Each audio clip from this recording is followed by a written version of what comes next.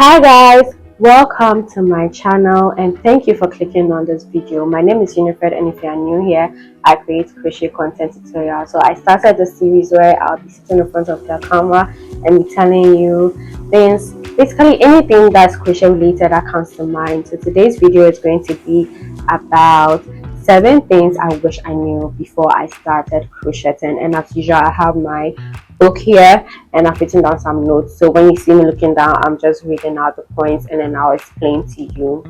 So the first point is crocheting comes with a lot of back and arm pains. If you are new to crocheting and you want to learn how to crochet, just know you're going to get a lot of back pains and a lot of arm pains.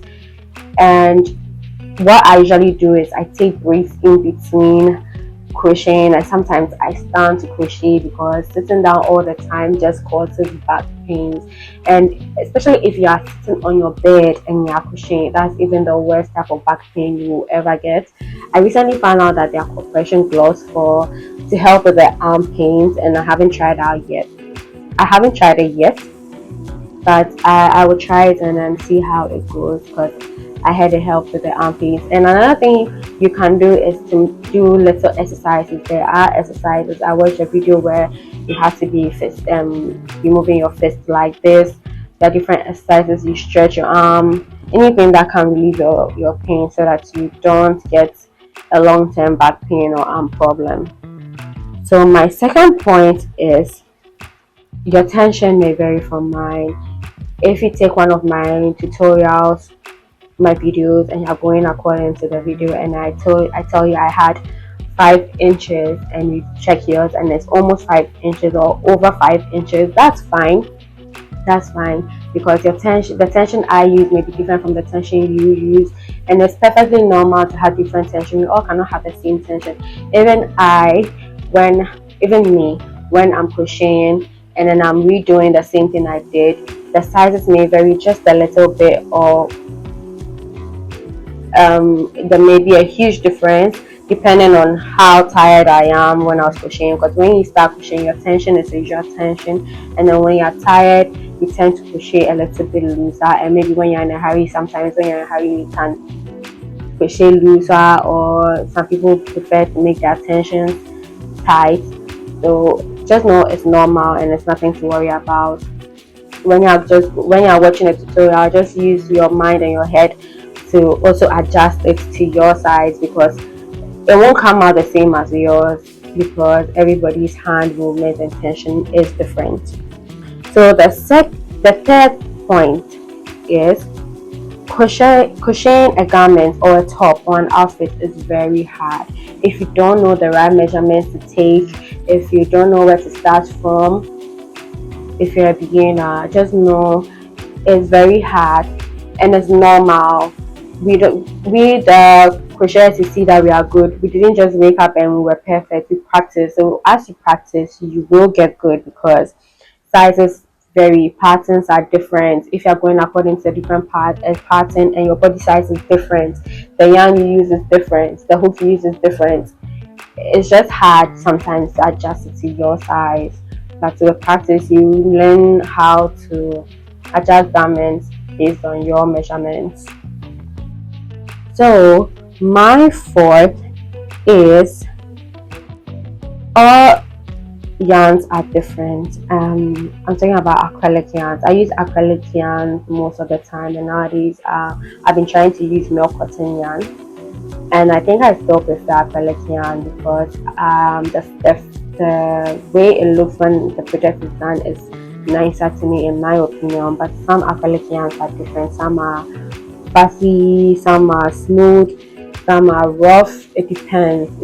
So like, you can get the same acrylic yarn in different colors, and then the feel will be different for the 2 different colors. Probably maybe it should be as a result of the dye they use for the acrylic yarns. Just know it's normal.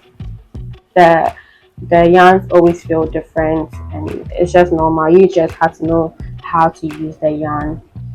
And my next point is crocheting after you are done crocheting there's this sort of happiness and satisfaction you get from crocheting that like people don't talk about. You should try it. When you finally finish a project and you liked how it turned out, you have some sort of happiness like you can't explain it. And then that leads me to my next point. When you don't get you don't get the outcome that you really wanted, you get some sort of sadness. I mean, it's a roller coaster of emotions, happiness, sadness, depending on the outcome of your project. Yeah. So I think I'm trying to look at the things I have left out from my notes because I don't want to read everything out. Yeah, I've read everything here. So another thing is when you start crocheting and you're a beginner, start simple. Don't just wake up and you've seen people doing granny squares out of making granny squares with sweaters, or making a nice dress, a fitting dress, making different cute things, maybe origumis. I do origumis on the side sometimes when like I'm just tired of making outfits. Just that simple when you're a beginner. If you are a beginner, you want to learn how to crochet, you can't just get up and pick on big projects. It won't work out, and then you'll be discouraged along the line and you think it's not working for you and crocheting is not working for you or it's not for you. That's not the case. Start simple and you will love the process and you will learn as you go on. Yeah. And my last point is learn how to relax your tension.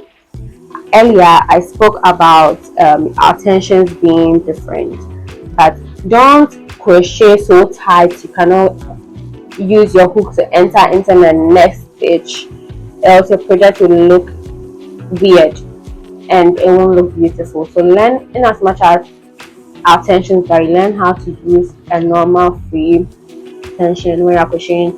Relax your arms, relax your shoulders, relax and crochet. Don't tension or crochet too hard.